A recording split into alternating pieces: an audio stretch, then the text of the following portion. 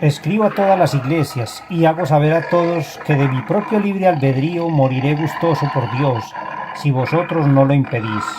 Trigo soy de Dios y he de ser molido por las dentelladas de las fieras, para que pueda ser hallado pan puro de Cristo. Entonces seré verdaderamente un discípulo de Jesucristo cuando el mundo ya no pueda ver mi cuerpo. San Ignacio de Antioquía, Carta a los Romanos, numeral 4. San Ignacio de Antioquía es uno de los primeros padres apostólicos y uno de los primeros mártires católicos de la historia. San Ignacio de Antioquía nace en el año 35 aproximadamente, en el primer siglo, y muere en el año 107 a inicios del siglo II.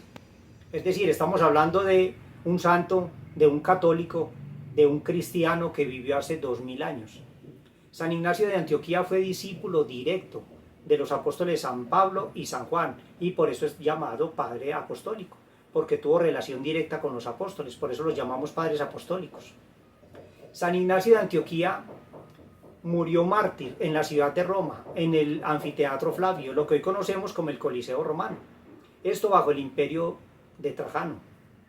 San Ignacio de Antioquía es capturado en la ciudad de Antioquía, siendo obispo, y fue trasladado a Roma, pero en un trayecto que duró muchos días, por mar y por tierra. En ese trayecto, mientras era conducido por los soldados romanos, San Ignacio nos deja un testimonio invaluable, un testimonio sumamente importante sobre la iglesia primitiva. Y es precisamente San Ignacio el que nos da el nombre de esa iglesia que existía hace 2000 años. Entonces, San Ignacio escribe a las comunidades por donde va pasando, incluso es visitado por otro santo mártir también muy conocido por la teología y por la historiografía, como es San Policarpo. San Policarpo era obispo de Esmirna y ellos se comunicaron en este trayecto que tuvo San Ignacio. Pues bien, San Ignacio nos deja 7 cartas, es decir, 7 testimonios, 7 documentos históricos que nos dan fe de la iglesia primitiva en aquellos tiempos. En estas 7 cartas, que son una escrita a los efesios, una a los magnesios, una a los trayanos, otra carta escrita a los de Esmirna, otra carta fue escrita a los de Roma, otra carta fue escrita a los filadelfios y una carta que él le dejó también al obispo San Policarpo. Estas 7 cartas nos van a mostrar la doctrina que se enseñaba en aquella época, es decir, hace 2000 años. Es una doctrina exactamente igual a la que enseña la Iglesia Católica hoy en día. Entonces, San Ignacio de Antioquía, primero que todo, no era protestante. San Ignacio de Antioquía era católico. Murió por su fe católica, murió por el amor a Cristo. Incluso San Juan Crisóstomo nos dice que San Ignacio fue ordenado obispo por los apóstoles San Pedro y San Pablo. Y eso es lo que hoy vamos a mostrar en las cartas de San Ignacio. Ese testimonio que San Ignacio nos deja como católico, como obispo de la ciudad de Antioquía, es lo que les quiero mostrar el día de hoy. Lo que yo les voy a leer a continuación constituye una prueba fundamental de la doctrina que se enseñaba hace 2000 años. Una doctrina que recibió San Ignacio de Antioquía directamente de los apóstoles. Y aquí vamos a ver qué era lo que enseñaban hace 2000 años los apóstoles, qué era lo que enseñaban los primeros cristianos. Es decir, acá vamos a descubrir que hace 2000 años existía una iglesia, existía unos seguidores de Cristo y que obviamente no eran protestantes. Acá es donde vamos a descubrir que la comunidad cristiana durante todos estos 2000 años siempre ha sido católica, que Cristo dejó una iglesia católica, que los apóstoles enseñaron una doctrina católica, que San Ignacio de Antioquía, como sucesor de los apóstoles, enseñó una doctrina católica. Es más, San Ignacio de Antioquía es el que nos va a dar el nombre de la iglesia que existía en esa época, de la iglesia que él recibió de los apóstoles, y nos va a mostrar qué doctrina fue la que él aprendió de boca de los apóstoles. Entonces, como les decía, lo que yo les voy a mostrar hoy son pruebas, son documentos que han llegado hasta nosotros y que tienen prácticamente 2000 años. Gracias a Dios existen y que son auténticos y que nos dan fe de la iglesia que existía. Por eso es que nosotros los católicos podemos decir confiados de que la Iglesia Católica sí fue fundada por Cristo y tiene 2000 años. Que la Iglesia que Cristo fundó es la Iglesia Católica nos lo va a decir él mismo. Vamos a analizar dónde es que él nos dice que la Iglesia que Cristo fundó es la Iglesia Católica. Entonces, en la carta a los de Esmirna, San Ignacio de Antioquía nos dice lo siguiente, numeral 8. Dice, una parte del numeral 8. Allí donde aparezca el obispo, debe estar la comunidad. Tal como allí donde está Jesús, está la Iglesia Católica. Repito, allí donde aparezca el obispo, debe estar la comunidad. Tal como allí donde está Jesús, está la Iglesia Católica. Esto fue escrito hace 2000 años. Fue escrito por San Ignacio, una doctrina que le fue enseñada a él por parte de los apóstoles. Y vemos que esto está en completa armonía con la Sagrada Biblia, completa armonía con la Sagrada Escritura. Si ustedes se van al Evangelio de Mateo, capítulo 28, versículos 19 y 20, se van a dar cuenta que nuestro Señor Jesucristo en la gran comisión nos mandó a que fuéramos una iglesia católica, que fuéramos por todo el mundo. La gran comisión que él le dejó a los apóstoles es ir por todo el mundo y predicar el evangelio, bautizándolos en el nombre del Padre, del Hijo y del Espíritu Santo. Él ordena y manda a que los apóstoles hagan una comunidad universal, una comunidad católica, bautizándolos en el nombre del Padre, del Hijo y del Espíritu Santo. Y también lo dice en Marcos 16:15. Ese mandato católico, ese mandato universal que nuestro Señor Jesucristo nos da por medio de los apóstoles ha llegado hasta nosotros el día de hoy. Entonces acá vemos que la iglesia que Cristo fundó es la Iglesia Católica. Y nos lo dijo un discípulo directo de los apóstoles como fue San Ignacio de Antioquía. Que la iglesia que Cristo fundó tiene la verdadera Eucaristía, es decir, la misa. También nos va a decir eso San Ignacio de Antioquía, y que esa Eucaristía es el cuerpo y la sangre de nuestro Señor Jesucristo, nos lo va a decir él en varias cartas. Vayámonos a la misma carta de los de Esmirna y leamos el numeral 7. Y nos dice el numeral 7 de la carta a los de Esmirna.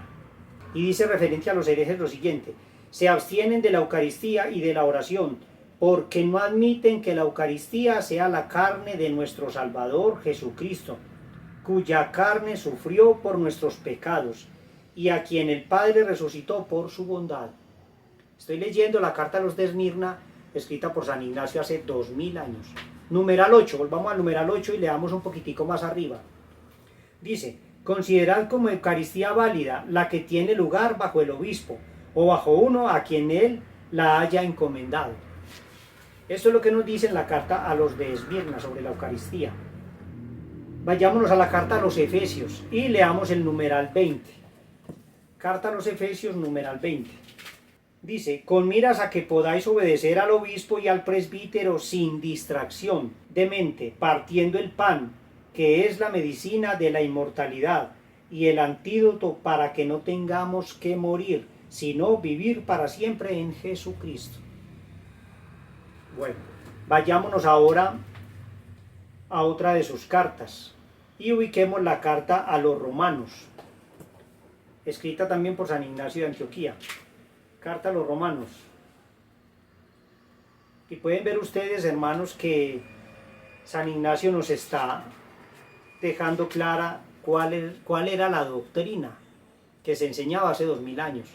En la carta a los de Esmirna nos dice que la iglesia católica era la iglesia que Cristo fundó, porque nos dice que donde está Cristo está la iglesia católica. Ahora nos está hablando de la Eucaristía como verdadero cuerpo y sangre de nuestro Señor Jesucristo. Entonces dice la carta a los romanos, numeral 7, dice, no tengo deleite en el alimento de la corrupción o en los deleites de esta vida. Deseo el pan de Dios, que es la carne de Cristo, que era del linaje de David, y por bebida deseo su sangre, que es amor incorruptible. Repito esa última parte. Deseo el pan de Dios, que es la carne de Cristo, que era del linaje de David, y por bebida deseo su sangre, que es amor incorruptible. Esto está en completa armonía con la Sagrada Escritura.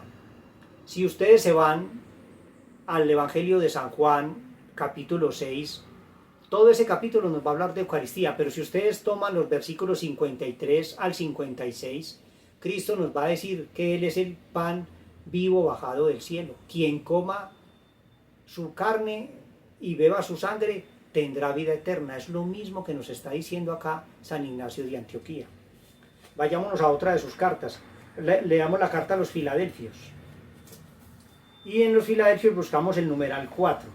Sed cuidadosos, pues observando una sola Eucaristía, porque hay una carne de nuestro Señor Jesucristo y una copa en unión de su sangre. Pues yo les decía, está en completa armonía con el Evangelio de San Juan, capítulo 6. Ustedes pueden buscar los versículos 53 al 56. Además de esto, también está en completa armonía. Esto que San Ignacio nos enseña es lo mismo que está en la Sagrada Escritura en San Juan, y también nos lo dijo nuestro Señor Jesucristo. Ustedes van al Evangelio de Lucas y ubican el capítulo 22 y leen el numeral 19, el versículo 19. Cristo mismo nos va a decir que ese pan es su carne y que el vino es su sangre. Que la iglesia que Cristo fundó tiene jerarquía y tiene vicario de Cristo en la tierra, también nos lo va a decir San Ignacio. Y esto es un escándalo para la comunidad protestante, porque usted le menciona a un protestante que hay vicario de Cristo en la tierra y ellos se escandalizan. Ellos dicen que eso es imposible. Pero San Ignacio hace 2000 años nos dijo que sí había un vicario de Cristo en la tierra. Vayámonos a la carta que San Ignacio le escribe a San Policarpo y ubiquemos el numeral 6. Nos dice en la carta Policarpo numeral 6, dice: prestad atención al obispo para que Dios os tenga igualmente en cuenta. Yo soy afecto a los que están sometidos al obispo, a los presbíteros y a los diáconos. Acá San Ignacio nos está diciendo que ya él le guarda afecto a las personas que están sometidas a la jerarquía de la iglesia. Obispo, presbítero y diáconos. Esa jerarquía que nos menciona hace 2000 años todavía existe en la Iglesia Católica y existirá. Y nos dice también, nos invita a que estemos sometidos a ellos. Ahora vayámonos a la carta a los Filadelfios y ubiquemos el numeral 7. Dice numeral 7 de los Filadelfios lo siguiente: prestad atención al obispo y al presbítero y a los diáconos. No hagáis nada sin el obispo. Mantened vuestra carne como un templo de Dios. Amad la unión, evitad las divisiones, sed imitadores de Jesucristo como él mismo lo era de su Padre. Esto se lo inspiró a San Ignacio el Espíritu Santo y nos invita a que seamos sumisos en obediencia con la jerarquía. Para aquellos que atacan la jerarquía de la iglesia, para aquellos que no quieren estar sometidos. Vayámonos a otra de sus cartas y ubiquemos ahora la carta a los Efesios en numeral 2, para que veamos que San Ignacio nos va a seguir hablando de la jerarquía y ya vamos a ver lo del vicario. Entonces, carta a los Efesios numeral 2 nos dice San Ignacio: es por tanto apropiado que vosotros en todas formas glorifiquéis a Jesucristo, que os ha glorificado, para que estando perfectamente unidos en una sumisión, sometiéndoos a vuestro obispo y presbítero, podáis ser santificados en todas las cosas. Entonces ya podemos ver que San Ignacio era una persona profundamente obediente y defensor de la jerarquía, obispo, presbítero y diaconado. Bueno, ahí también en su carta ya nos va a empezar a hablar San Ignacio en sus cartas de lo que significa el vicario. Entonces, para aquellas personas, estos protestantes que se escandalizan porque nosotros decimos que el Papa es el vicario de Cristo en la tierra, escuchen lo que dijo San Ignacio hace 2000 años. En la misma carta a los Efesios, en el numeral 6, nos dice lo siguiente. Dice él: el obispo es representante ante el Señor.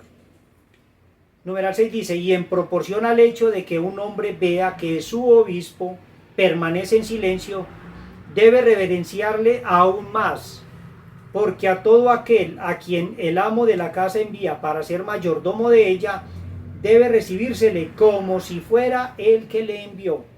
Simplemente pues deberíamos considerar al obispo como al Señor mismo. Repito esa parte. Simplemente pues deberíamos considerar al obispo como al Señor mismo, o sea, representante del Señor, de nuestro Señor Jesucristo, de Dios. Por eso es que nosotros decimos que el Papa, el obispo de Roma, es el representante de Cristo en la tierra. Yo no sé de qué se escandalizan los protestantes sabiendo que es una doctrina que toda la vida se ha enseñado. Y acá está la prueba, vicario de Cristo en la tierra. Vayámonos a otra de sus cartas. Carta a los Magnesios, y ubicamos también el numeral 6. Vámonos a la carta a los Magnesios y leamos el numeral 6. Dice San Ignacio, refiriéndose a los obispos, presbíteros y diáconos, dice, presidiendo el obispo, escuchen bien, presidiendo el obispo que ocupa el lugar de Dios, y los presbíteros según la semejanza del concilio de los apóstoles, con los diáconos también que me son muy queridos. Esto es impresionante, hermanos. Les voy a volver a leer. Presidiendo el obispo que ocupa el lugar de Dios, y los presbíteros según la semejanza del concilio de los apóstoles, con los diáconos también que me son muy queridos. Acá podemos ver que él dice que el obispo ocupa el lugar de Dios. Eso es lo que quiere decir vicario. Vicario es una palabra que viene de vicarius, del latín vicarius, y vicario quiere decir representante, encargado, el que hace las veces, en lugar de. Eso es lo que quiere decir vicario. Entonces acá nos está diciendo San Ignacio que el obispo ocupa el lugar de Dios. En la carta a los Magnesios, numeral 6. Entonces, esto está en completa armonía con la Sagrada Escritura. Nuestro Señor Jesucristo, el primer vicario que Él dejó en la tierra fue al mismísimo San Pedro. Si leemos los evangelios Mateo y Juan, ahí nos vamos a dar cuenta. En Mateo 20, versículo 8, nuestro Señor Jesucristo nos habla de que Él tiene un mayordomo. Y si nos vamos un poco más atrás, en el capítulo 16 del Evangelio de Mateo, versículo 19, nuestro Señor Jesucristo le da autoridad a San Pedro. Lo nombra mayordomo, le da las llaves. Eso es lo que significa. Mayordomo. Tiene la autoridad que Cristo le dio cuando le entrega las llaves. Ahora, en el Evangelio de San Juan, capítulo 21, del verso 15 al 17, San Juan 21, 15 al 17, nuestro Señor Jesucristo le dice a San Pedro, Pedro, ¿me aman más que estos?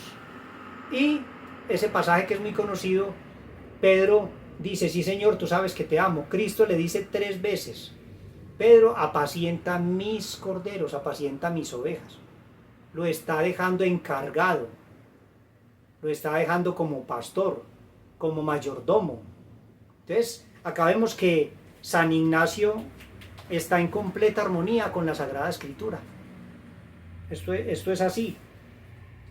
Entonces, toda esta doctrina que San Ignacio nos está mostrando en sus cartas fue doctrina aprendida del mismísimo apóstol San Juan. Qué curioso que él haya sido discípulo directo de San Juan y nos hable de que hay un representante de Cristo en la tierra, y San Juan en su Evangelio, en el capítulo 21, del 15 al 17, también nos está diciendo que Cristo le dijo a Pedro, apacienta mis corderos. Lo nombra pastor, lo deja encargado. ¿De qué lo deja encargado Cristo? Del rebaño de Cristo. ¿Quién va a estar pastoreando? Pedro, como mayordomo. Es cierto que los demás apóstoles también tienen autoridad, pero Pedro es el primero. Pedro es el primero. Y a Pedro se le entregaron las llaves. Entonces acá vemos que Pedro fue el primer vicario de Cristo en la tierra. Entonces, no sé de qué se escandalizan nuestros hermanos protestantes. Y no siendo suficiente con esto, también San Ignacio nos dice en la carta a los Trayanos lo siguiente, leamos. Numeral 3 de la carta a los Trayanos de San Ignacio.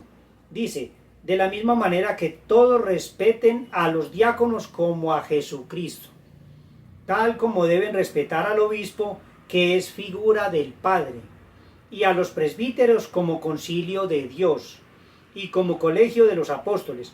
Aparte de ellos no hay ni aún el nombre de iglesia. Aparte de ellos no hay ni aún el nombre de iglesia. Aquí nos está hablando del colegio apostólico. Y nos dice que sin ellos no hay iglesia. Entonces, ¿cómo sabemos que estamos en la iglesia verdadera? Por todos los datos que le estoy dando. Y es una iglesia jerárquica, que tiene vicario de Cristo en la tierra. Es una iglesia que tiene obispo, presbítero y diaconado. Y dice San Ignacio que sin ellos no existiría la iglesia. No podemos hablar de una iglesia de Cristo donde no hay jerarquía, donde no existe obispo, donde no existe presbítero, donde no hay diaconado y donde no se considera al obispo, donde no se somete uno al obispo. Este es otro gran documento y recuerden, todo esto que les estoy leyendo fue escrito hace 2000 años aproximadamente. Tenemos las pruebas. Que la iglesia que Cristo fundó es mariana, también nos lo viene a decir San Ignacio de Antioquía. Abramos la carta de San Ignacio a los Efesios. Volvamos a los Efesios. Vamos a leer ahora el numeral 7 de la carta a los Efesios. Dice el numeral 7, para que vean ustedes, hermanos, que la iglesia que Cristo fundó es completamente mariana. Dice el numeral 7, solo hay un médico de la carne y del espíritu, engendrado y no engendrado, Dios en el hombre verdadero, Dios en el hombre, verdadera vida en la muerte, Hijo de María e Hijo de Dios, primero pasible y luego impasible, Jesucristo nuestro Señor. Acá, hermanos, quizá algunos no lo notaron, pero les voy a volver a leer. Dice, Hijo de María e Hijo de Dios, primero pasible y luego impasible, Jesucristo nuestro Señor. ¿Qué nos está diciendo San Ignacio acá? Que nuestro Señor Jesucristo, es decir, acá nos dice quiénes son los padres de nuestro Señor Jesucristo. Y nos dice que la mamá de Cristo es María y el papá es Dios. Aquí nos da el nombre de los padres de Cristo, Dios y María. Por lo tanto, en completa armonía con el Evangelio de Mateo, el Evangelio de Lucas, que nos cuenta cómo fue el nacimiento de la Santísima Virgen María por obra y gracia del Espíritu Santo. Ahora, nos vamos en la misma carta, ubicamos el verso 18 y 19. El verso 18 nos dice, porque nuestro Dios Jesús el Cristo fue concebido en la matriz de María, según una dispensación de la simiente de David, pero también del Espíritu Santo, y nació y fue bautizado para que por su pasión pudiera purificar el agua. Acá también San Ignacio nos está dando el nombre de los papás de nuestro Señor Jesucristo. San Ignacio nos dice que los papás de Cristo son la Santísima Virgen María y el Espíritu Santo. Y en el verso 7 nos dijo que los papás eran María y Dios. Acá nos dice que son María y el Espíritu Santo. Por lo tanto, ¿qué nos está diciendo San Ignacio? Nos está diciendo que el Espíritu Santo es Dios. Que los papás de Cristo son el Espíritu Santo y la Santísima Virgen María. Completa armonía con los evangelios que nos hablan del nacimiento virginal de María. Si ustedes se van al Evangelio de San Lucas, podemos encontrar que San Lucas, que fue discípulo también de San Pablo, qué casualidad que San Ignacio haya sido discípulo de San Pablo y San Lucas también haya sido discípulo de San Pablo, y los dos sean marianos. Lo que quiere decir que San Pablo también era mariano, porque si San Ignacio fue discípulo de San Pablo, esto lo tuvo que haber aprendido de San Pablo. Si San Lucas fue discípulo de San Pablo, lo que San Lucas escribió fue escuchado y fue aprendido de San Pablo. Entonces, qué casualidad. Y si ustedes se van a San Lucas y leen el capítulo 1 de San Lucas, es un capítulo completamente mariano. Es un capítulo que nos va a mostrar que San Lucas, que era de la comunidad cristiana del primer siglo, a él le contaron, porque investigó con mucha diligencia. Nos dice San Lucas 1.1 que él se dio a la tarea de hacer una investigación profunda de los hechos que habían acontecido y se dio cuenta de que esos hechos eran verdad. A él lo que le contaron fue por tradición, lo que 3 décadas atrás o 2 décadas atrás había acontecido con nuestro Señor Jesucristo y con la Santísima Virgen María. Todo esto lo escuchó, inclusive se guardaba, y le contaron perfectamente todo lo que dijo Santa Isabel cuando recibió a la Santísima Virgen María. Entonces todo esto lo narra San Lucas. Nos damos cuenta que San Lucas también era mariano, es decir, la primera comunidad cristiana era completamente mariana. Numeral 19 nos dice: y escondidos del príncipe de este mundo fueron la virginidad de María y el que diera a luz, y asimismo la muerte del Señor.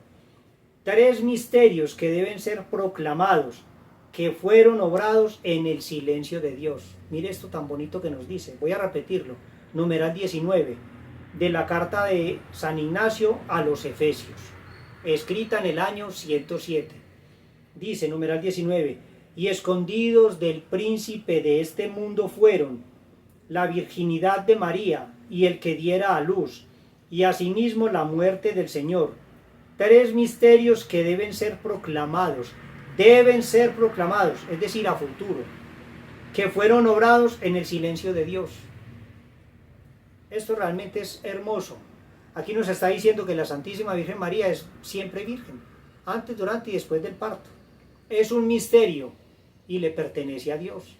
Él nos dice, obrados en el silencio de Dios. A Dios no le dio la bendita gana de revelarnos más allá de lo que está en la Sagrada Escritura, que es lo que ellos nos están contando acá.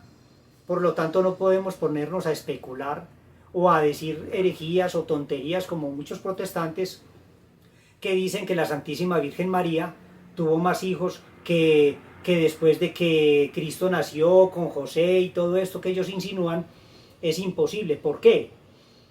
Porque si el esposo de María o el papá, lo que es equivalente al papá, el papá de Jesús de Nazaret, es el Espíritu Santo, qué humano en este mundo se va a atrever a quitarle la mujer al Espíritu Santo? ¿Qué ser humano se va a atrever a poner a la Virgen María a las locuras que se inventan los protestantes, creyendo que la Virgen María va a tener relaciones sexuales con un humano cuando fue escogida por el Espíritu Santo para ser la madre de su hijo? Si en Dios no existe impureza, ¿cómo vamos a concebir que ella traicione al papá de su hijo? Esto y muchas otras cosas se pueden desarrollar en la virginidad y la pureza de la Santísima Virgen María. Es tema para otro episodio, pero les dejo esa inquietud.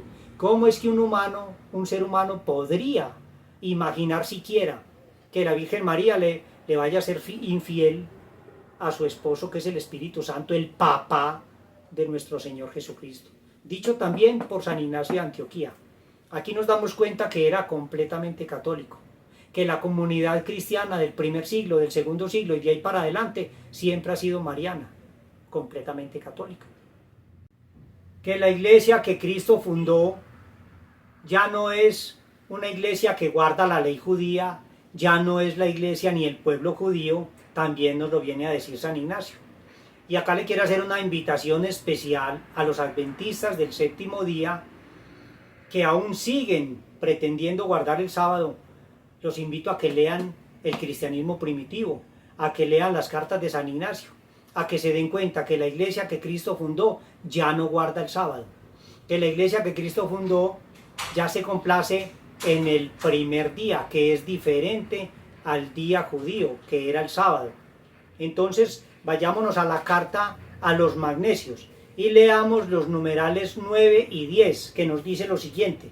Carta a los magnesios, numerales 9 y 10, dice: Así pues, si los que habían andado en prácticas antiguas alcanzaron una nueva esperanza sin observar ya los sábados, oigan adventistas, sin observar ya los sábados, sino moldeando sus vidas según el día del Señor, acá hace una distinción, sábado por un lado y día del Señor por otro lado, que sabemos que es el domingo, en el cual nuestra vida ha brotado por medio de Él y por medio de su muerte, que algunos niegan, un misterio por el cual nosotros obtuvimos la fe, y por esta causa resistimos con paciencia para que podamos ser hallados discípulos de Jesucristo. Numeral 10 dice: por esto, siendo así que hemos pasado a ser sus discípulos, aprendamos a vivir como conviene al cristianismo, porque todo el que es llamado según un nombre diferente de este no es de Dios. Poned pues a un lado la levadura vieja que se había corrompido y agriado, y echad mano de la nueva levadura, que es Jesucristo.